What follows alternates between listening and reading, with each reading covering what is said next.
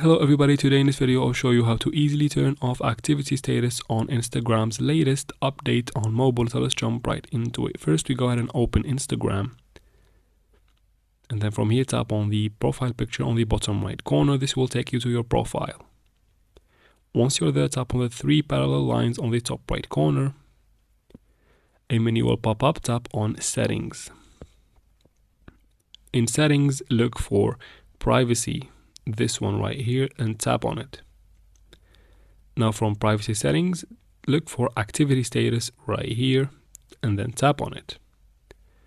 Now this toggle, make sure that it is off. If you turn it off, that means your activity status is turned off and you cannot see people if they are active, as well as they cannot see if you are active.